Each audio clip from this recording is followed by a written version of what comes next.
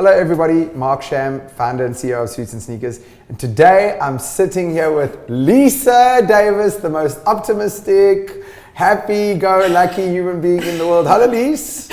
Hello, Marky Mark. So this is not just because of Women's Month, but I really did want to bring you here and I want to kind of give it all up to you. The one thing I think everybody should know is whenever you send me a voice note, I immediately get happy because you just have this like bubbly, enthusiastic nature. So that's the thing that I love about you. For the people who have no clue who you are you and what is the value that you add to the world? Thank you so much for such a wonderful introduction. So my name is Lisa Davis, otherwise known as Lisa Life Train. That is the name of my business. And I am a body, mind, heart, and spirit coach. So essentially, I create the space for people to deeply get to unravel themselves, get to know who they are, as well as teaching them tools on how to better themselves, empower themselves, and also how to create this beautiful, extraordinary vision for their lives. Yeah, and I'm obviously, besides being friends with you, I've followed you for a long time and it's been fascinating to watch your journey. How would you explain to people watching this how you kind of came about doing this line of work in the first place? Beautiful. So I have always been an entrepreneur. I've never worked for anybody. And I have run businesses across the board. So I have had marketing and promotions companies. I've run a digital agency. I've done all sorts of different things. And, you know, throughout this experience, I've always had this inner desire to know myself, I've just been a seeker my whole life. And just like everybody else, we all have a story. I had quite a challenging childhood, as many of us have had. And my challenging childhood led me down a path of wanting to explore, wanting to heal, wanting to really understand certain aspects about myself and how do I better myself, how do I heal those things. And at the age of 21, I'd say I had what we call, in a spiritual sense, the dark night of the soul or the awakening of the self. And for me, that was the start of this incredible journey of exploring what it means to be a human being. So I went on this beautiful journey and I have studied and learned underneath the most incredible teachers, healers, shamans, yogis, masters, gurus in India. And what I learned was that we have this capacity as a human being to fully integrate ourselves, to become whole, to deeply get to know ourselves on such a deep level that our life becomes so much more than just existing. We can begin to live a life where we co-create our lives with the universe and create this vision for our lives that we can begin to understand that if we get to know ourselves on such a deep level, there is nothing that we can't become or there's nothing that we can't create because we understand the power that we hold within ourselves. So this is my journey and this is what I want to share with the world. I create and hold these spaces for people to experience their magnificence and their magic and for them to understand that they have this innate power to be exceptional, magical human beings. So now I have the benefit of knowing you and knowing that this is just you. This is how you are built and wired and this is what makes you happy and this is the purpose that you find yourself trying to fulfill. Do you get a lot of pushback from other people in the form of sounding a bit woo-woo? You know, because I think it's interesting to explore that, right? Like I think it's easy to talk about these things, but there are always critics and cynics sitting on the other end. So do you get a lot of pushback and how do you handle that? And most importantly, like what is your message or what is your thought process around that? Absolutely, I get a lot of pushback. One starting from my mother. My whole life she said to me, why are you reading these self-help books all the time? Why are you trying to fix yourself? Why can't you just accept the way that you are? And I said to my mum one day, I said, you know, I've gone past the point, and I think we're always, all of us, on some learning journey or healing journey, but I've gone past the point of needing to deeply fix or heal myself, and now I'm learning these tools so that I can share it with the world. And I think that, you know, for a lot of people, when they see the work that I do, my mother calls me shushu wawa. She's like, can you get down from the stars and the bloody moon? And can you just come down to earth? And I said to her, I was like, Mom, I'm going to be the next Tony Robbins of the spiritual world. Like, just wait until I'm speaking and helping thousands of people. And she said to me, you know, there's a lot of pushback, especially from someone like my mother, which is hard when it comes from your family. she's slowly starting to see that this is really what I'm so deeply passionate about. But on a daily basis, you know, I have people walking up to my friends in the shopping mall being like, I think Lisa's lost the plot. You know, like, is your friend okay? And I think that that's because the way in which I communicate and share things with the world is it's a lot of the time it's been stuff that we've been told that it doesn't exist. Or, you know, when a child is running around in the garden and they say, oh, Mom, you know, I'm seeing all these bright colors and these fairies, and it's not as though those things don't exist. It's just that we've shut off a certain part of our brain as a child where we're not accessing different parts of our consciousness. Whereas for myself, I've just gone on a journey where I'm starting to re-access those parts of my consciousness and understanding our intricate relationship with nature, with spirit, etc. But it's been so beautiful, and especially during this time now, this world going through this deep, massive transformation, how people are beginning their awakening process. If we can look at it this way, the entire earth is going through their dark night of the soul. So we are being forced to look inwards, to go inwards. You know, the way in which the world changes is through times of adversity. That is how evolution happens. And right now, we're going through this massive evolutionary process because the old world is no longer working. The old systems are no longer working. And we need to adapt and to become stronger. And how do we do that? Through times of adversity.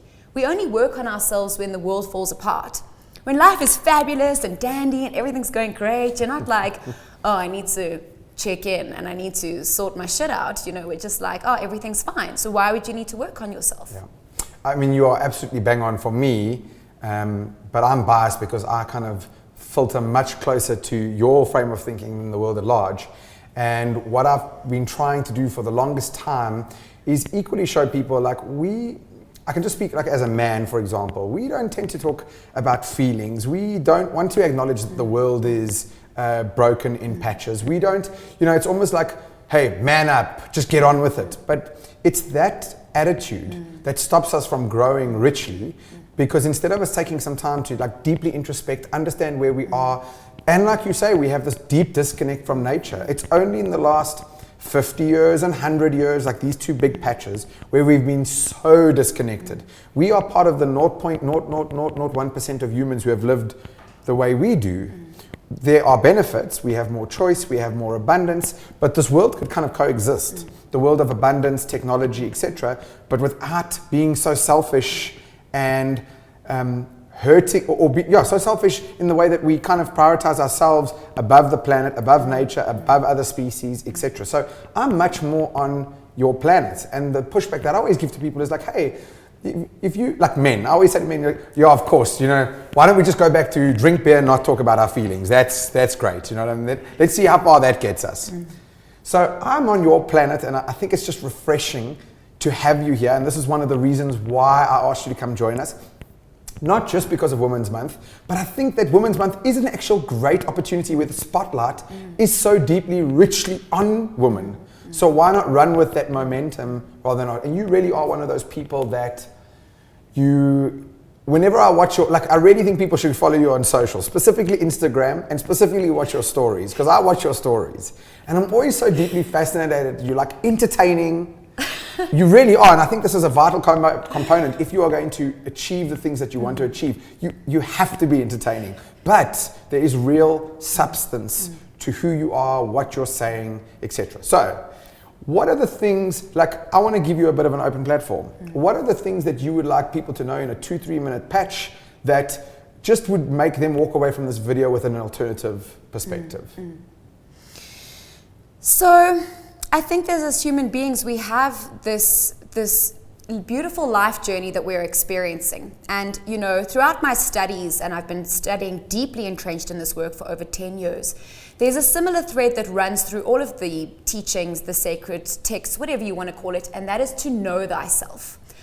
And I think, you know, the past 6,000 years, we've been living in a patriarchal society. And that has served us incredibly well. You know, we've had these advancements in technology, and we wouldn't get to where we are now if we hadn't lived in that state. However, that space is incredibly egocentric. So that space is very mind-centered. So we've had to be a lot in the mind. Whereas now, as this world is going through this deep transformation, the world is shifting and we're coming back to our center. We're coming back to our roots. And what I've seen for people is that this is really opening them up. It's forcing people to talk about their feelings. You know, Mark, I'm looking at the way in which the suicide rates and the mental health rates are just blowing out of proportion. And I really believe that people need these tools to understand themselves and how to process deep emotions. And that is how we're moving into this more heart-centered space. And this is the big shift that the world is having right now. We're being forced to drop from our heads into our hearts to understand what it means to be truly empathetic. Not sympathetic, like, oh, shame, you're going through shit, I'm sorry for you. But like, I feel your pain. And in us feeling one another's pains, it's bringing us closer together. It's teaching us human beings to have compassion. Compassion is the number one thing that I believe we all need to learn right now, because it's like, not only do I see you, but I feel you. But if we're not able to feel and see our own pain and to work through our own stuff, it's like everyone says, let there be peace in the world. Do you have peace in your own life? Have you worked through your own stuff? Have you worked through your own anger? If you haven't done that, how can you expect the rest of the world to have peace in their heart? If you want to be loved, or if you say, let's just love everybody, do you love yourself? You know, everybody, this whole concept of self-love is like, Sunday self-love, care, scrub myself, rub myself, geza mboro, whatever you want to do. That's not what self-love is. Self-love is being able to love all those parts of you. The bitch, the asshole, the jerk, like all of those parts of you that you hide away from the world because you're like, if I show that part of the world, no one's going to love me.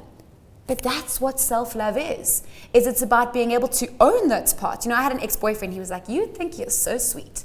He was like, there you are preaching love this and love that. And he's like, you can be so manipulative and you can be a complete bitch. And I was like, me, a bitch? Never. But in the line of work that I'm in, I've got to do the shadow work. So I've got to own that stuff. And it was the most empowering thing for me to look and go, I can be a bully. I can be a bitch. And when I've done that, the deeper that I can move into myself and the deeper that I can love myself, the more that I can love everybody else. I mean, I find myself driving on the streets and there's this beautiful Buddhist practice called Tonglen where you basically breathe in someone's suffering and you release and send out love to them. And the only way in which I can really do that from a genuine, authentic place is that I have looked deeply at my own pain, my own suffering. And when I can look deeply within my own pain and suffering, I can see someone else's. And when I can see someone else's, I can have empathy and compassion for that person.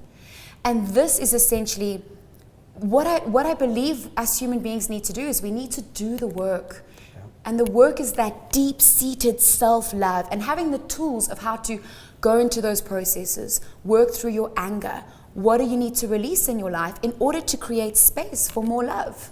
And I think that your message is so apt. Even if some people would disagree, all they have to do is look around in our country at the moment and see the anger, the frustration, and the lack of love, and most importantly, the lack of empathy. People can't feel what other people are feeling like. They're just angry, bitter, resentful, etc. So it's easy to, and then you highlighted something that's really powerful, the sheer number of suicides, and just the general, I do this happiness webinar, and I've done huge research into just basic surveys where people admittedly tell you they're less happy now than ever before. So it's not like this is unfounded, is my point. There's really something to what you're saying. Lisa, I'm just so glad that you came in. How can people get hold of you, would you mind sharing your details with the audience? So anybody who wants to kind of contact with you, and just what is the starting point if someone wants to reach out, or give me all the details? Beautiful. So I do coaching with people, but I only take on a very specific type of client because essentially I want to work with people who are going to take accountability. It's like you need to move from victim state mentality into creator state of, I want to empower myself. I'm willing to do the work. The work that I do is hard, Mark. It's like going into those deep, dark, icky, sticky places within yourself that you don't want to go to. But it's going to free you, essentially. So with regards to coaching, there's an application form on my website. And my website is www.lifetrain.co.za. Because essentially I'm trying to get people to hop on the life train. Toot toot. Now, I'm sure everybody is getting a glimpse of what I'm talking about when I talk about this unbridled enthusiasm and just bubbly nature. And my Instagram. Of course, yes. Yes, because that's the part where you're going to see me like dancing in the garden and all those crazy things. My Instagram is Lisa Lifetrain. Okay, awesome. Lisa, I really want to just say thank you for coming through. And I really do hope that people take this seriously. The whole aim of this video from my end is to try create a spotlight and a showcase on people who not only inspire me, but you know, there's something so riveting and so appealing when someone is actually going for something, like genuinely head down, trying to fight for something as opposed to just sitting around doing very little and existing. You are not an exister. You are one of those people who absolutely goes for it. So I really hope that people take cognizance of that and they appreciate the spirit in a video like this and pay it forward by sharing the damn video. Thank you so much for coming through, Lisa. Thank you. I really appreciate it, and best of luck in your entire journey. Thank you. Awesome.